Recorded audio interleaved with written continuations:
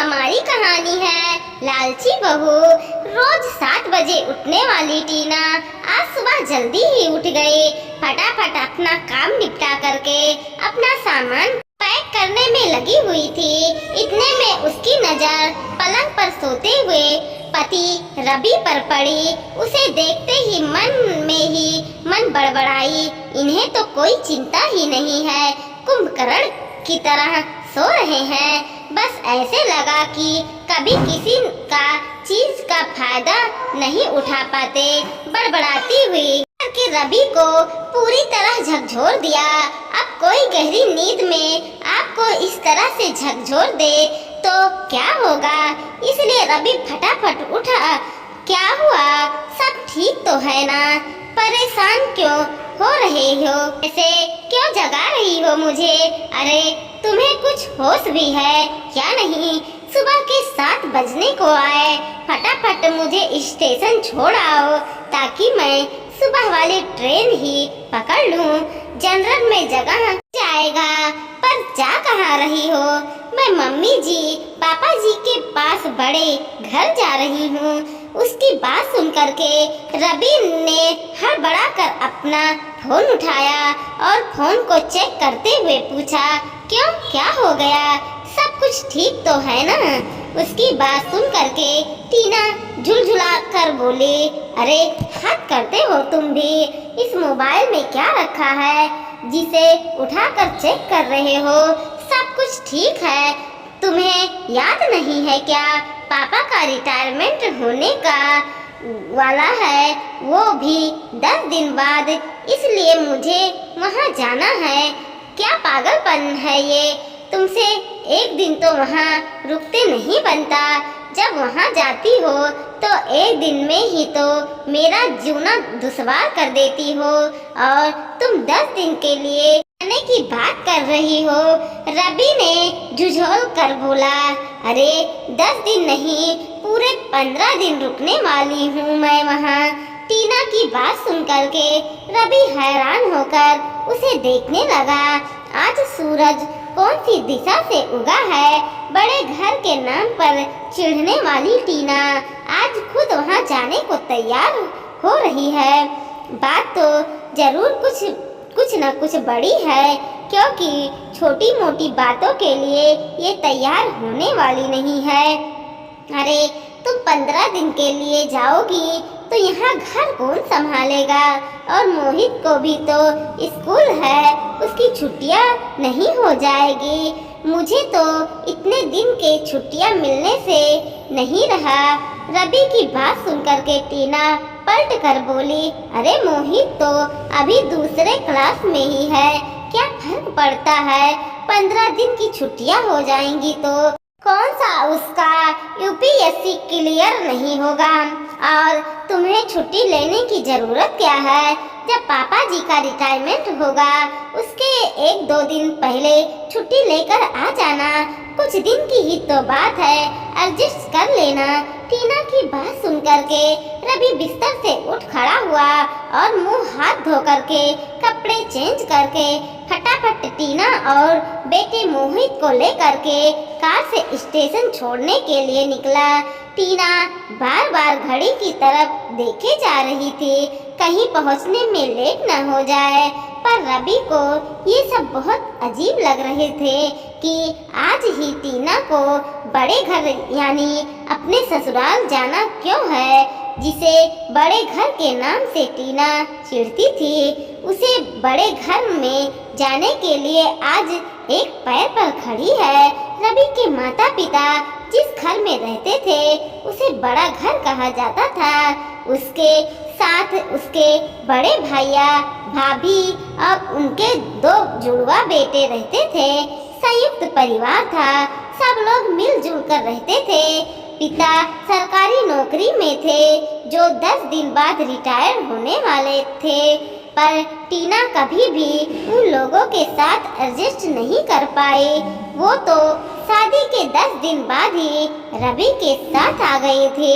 उसे तो वहाँ उन लोगों के बीच ऐसा लगा था कि जैसे किसी भीड़ में आ गई हो, इसलिए वो एक दिन से ज्यादा वहाँ रुकती भी नहीं थी और ना ही रवि को रुकने देती थी। अगर रवि अपने भतीजे पर थोड़े बहुत पैसा खर्चा करता तो टीना को बिल्कुल भी पसंद नहीं आता। उसे लगता था कि जेठ जी के अलावा पापा भी जी तो इन पर खर्चा करते हैं, फिर रवि को खर्चा करने की क्या जरूरत है, जबकि वो अपने दोनों बच्चे मोहित से सिर्फ 1 साल के बड़े थे। अभी पिछले साल जब पापा जी की तबीयत खराब हो गई थी और रवि उन्हें अपने पास लाना चाहता था, तब भी टीना ने बहुत हंगामा किया था।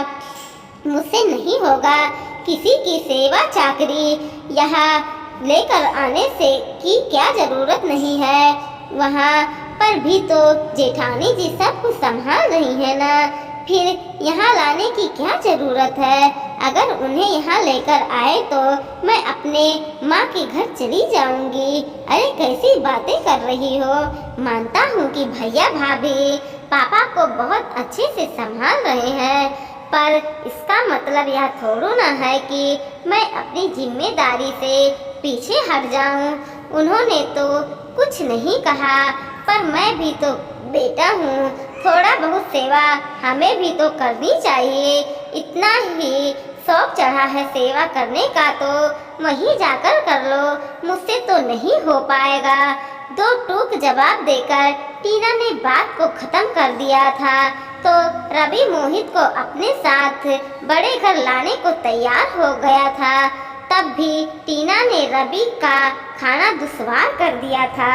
अरे बच्चे की पढ़ाई नहीं है क्या, अपने माँ बाप के प्यार के चक्कर में बच्चे को अनपढ़ गंवा रखेंगे, इसकी पढ़ाई डिस्टर्ब नहीं होती है क्या। फर्स्ट स्टैंड में है तो क्या हुआ, बच्चे की यही उम्र होती है सीखने की। अगर पढ़ाई में कमजोर रह गया तो आगे की पढ़ाई कैसे कर पाएगा। पर आज अचानक अभी तक रवि के दिमाग में यही बातें घूम रही थी। ऐसे करते करते स्टेशन आ गया। स्टेशन पे रवि अंदर टिकट लेने गया, तब तक टीना बाहर रवि का अपने बेटे के साथ बाहर इंतजार करने लगी। इतने में उसकी मोबाइल पर उसकी मम्मी का फोन आया। टीना फोन उठा करके बात करने लगी। हाँ मम्मी, फिक्र मत करो, मैंने सब सेट कर लिया है, बस मैं अब रवाना होने वाली हूँ। मुझे पता है कि पापा जी रिटायर होने वाले हैं तो अच्छा खासा पैसा आने वाला है, ऐसे कैसे मैं अपने जेठानी को सब कुछ समेट कर अपने पास रखने दूंगी।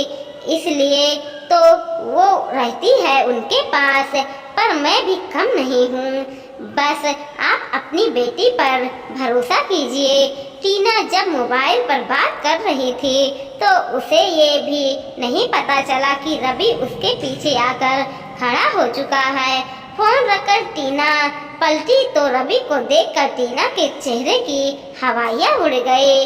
टीना को देखते ही रवि ने कहा, लो टिकट मिल गए, अब जल्दी से जनरल कोच में बैठ जाओ, तुम मोहित को लेकर चलो, मैं तुम लोगों का सामान लेकर आता हूँ। आखिर 5 घंटे के सफर के बाद वह पहुंचकर टीना ने रवि को फोन कर बता दिया कि वो लोग बड़े घर सही सलामत पहुंच गए हैं। इधर बड़े घर में भी सब लोग हैरान थे कि आज अचानक टीना मोहित को लेकर यहाँ कैसे आ गई, वो भी अकेले जनरल कोच में। खैर, उससे भी ज्यादा हैरानी लोगों को टीना के व्यवहार से हो रही थी। हर बार आते ही अपने कमरे में घुस कर बैठ जाने वाली टीना अपना सामान रख जेठानी जी के पास रसोई में काम करने चली गई और सासू माँ ने हंस हंस कर बातें कर रही थी। शाम को जब ससुर जी खाना खाकर तीनों बच्चों को लेकर आइसक्रीम खाने के लिए निकल गए और इधर जेठ जेठानी अपना खाना खाकर शाम को वॉक पर निकल गए, तब टीना सासू माँ का मन टटोलने के लिए उसके पास आकर बैठ गई और इधर उधर की बातें करते हुए बोली, मम्मी जी, आप पापा जी को तो सारी उम्र हो गई कमाते हुए, इतने अच्छे ओहदे से अब जाकर रिटायर हो रहे हैं। आपने भी कितना साथ दिया है पापा जी का, तो अब आगे का क्या सोचा है? हाँ छोटी बहू, पूरी जिंदगी निकल गई पापा जी को कमाते हुए और मुझे ये घर संभालते हुए। सुख दुख सब आए और दोनों एक दूसरे की ढाल बनकर खड़े रहे। अब आगे क्या करना है अभी हमने कुछ सोचा नहीं है। फिर भी मम्मी जी, अब तो रिटायरमेंट का पैसा आएगा, उसके लिए कुछ तो सोचा होगा ना। इन सब की प्लानिंग तो पहले से ही करनी पड़ती है। अरे छोटी बहू, उसकी चिंता मत करो, तेरे पापा जी अच्छे से जानते हैं कि पैसा कहाँ लगाना है और क्या करना है। और अगर नहीं भी समझ में आया तो दो बेटे हैं ना, ये तीनों बाप बेटे मिलकर कुछ न कुछ सोच भी चुके होंगे। इससे पहले कि टीना कुछ और पूछती, ससुर जी आ गए। सासू माँ वहाँ से उठ करके ससुर जी को उनकी दवाइयाँ देने के लिए पीछे पीछे कमरे में चली गई और टीना के पास रह गया अधूरा इन्फॉर्मेशन। मन ही मन कुड़कुड़ाती हुई टीना ने अपने कमरे में जाकर अपनी मम्मी को फोन लगाया। अरे मम्मी, कुछ भी पता नहीं चल रहा है।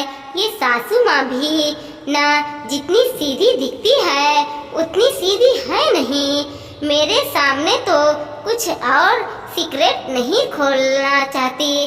अब बेटा क्या कर सकते हैं, तू शुरू से ही रही नहीं उन लोगों के साथ, इसलिए हाँ ये बात तो है मम्मी, पर मैं तो ठहरी सीधी सादी। मुझे क्या पता था कि मेरी जेठानी इतनी चालाक होगी, इन लोगों को इस तरह अपनी मुट्ठी में कर लेगी कि इन्हें उसके अलावा कोई नजर ही नहीं आता। देखो तो मुझे भी कुछ भी नहीं बता रही, पर मैं भी इनकी खूब सेवा करके इन्हें अपने बस में कर लूँगी। अभी तो 7-8 दिन है, तो पता मैं करके ही रहूँगी कि और हिस्से तो मैं लेकर ही रहूँगी। ठीक है, सब्र से काम करना, ऐसा ना हो कि तू हाइपर हो जाए और सारा मामला ही गड़बड़ा हो जाए। इन दिनों में टीना ने एड़ी से चोटी का जोड़ लगा दिया, लेकिन उसे कोई भी बात पता नहीं चले पा रही थी। जेठानी से पूछा तो वो बात पलट देती और सासू माँ को इन बातों से कोई लेना देना ही नहीं था। अब जेठ जी और ससुर जी से कैसे पूछे। जब रिटायरमेंट का प्रोग्राम हुआ तब भी टीना सभी रिश्तेदारों से खूब हंस कर मिल रही थी। इस बार तो रिश्तेदार भी हैरान थे, यहाँ तक कि खुद टीना का पति हैरान परेशान होकर अपनी पत्नी को देख रहा था। अब तो रिटायरमेंट का प्रोग्राम भी हो गया, वापस जाने का वक्त भी आ गया, पर अभी तक रिटायरमेंट में मिले पैसे का जिक्र भी घर में किसी ने नहीं किया। टीना की तो रातों की नींद उड़ने लगी थी।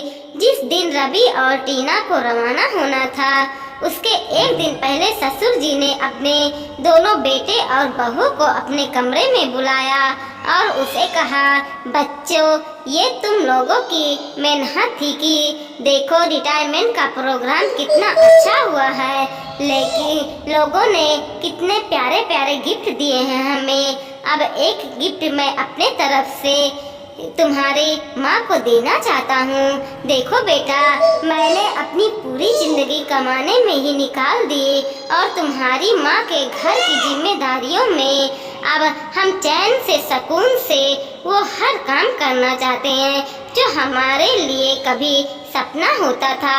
तुम्हारी माँ को घूमने का बहुत शौक था। जिम्मेदारियों के चलते मैं उन्हें घुमा नहीं पाया, तो अब मैंने सोचा है कि मैं वो सपना उसका पूरा करूंगी। रिटायरमेंट की जो पैसे मिले हैं उसमें एक हिस्से से हम लोग कल भारत भ्रमण के लिए जा रहे हैं और बाकी के बचे हुए पैसे को अपने दोनों बेटे को बराबर बांटना चाहता था, पर उन्होंने मना कर दिया, यह कहकर कि पापा आप अपने भविष्य के लिए उन्हें संभाल कर रखें। तो उन्हें मैं भविष्य के लिए संभाल के रख रहा हूँ और मुझे फक्र है कि इसकी सारी प्लानिंग खुद मेरे दोनों बेटे ने की है। अब मेरे बेटे तो मुझसे कुछ ले नहीं रहे हैं, तो सोचा दोनों बहुओं को एक छोटा सा तोहफा ही दे दूं। तो ये कंगन उनके लिए लाया हूँ। जहाँ बड़ी बहू ने उसे तो खुशी खुशी वो कंगन लेकर उसी जगह पहन लिया, वहीं छोटी बहू टीना की उम्मीदों पर पानी फिर चुका था, पर झगड़ा कर नहीं सकती थी। आखिर परिवार की नज़रों में गिरने का डर था, और सबसे बड़ी बात रवि को पता चल जाता कि वो यहाँ सिर्फ लालच में आई थी। आखिर रवि ने ही तो पैसे लेने से इनकार कर दिया।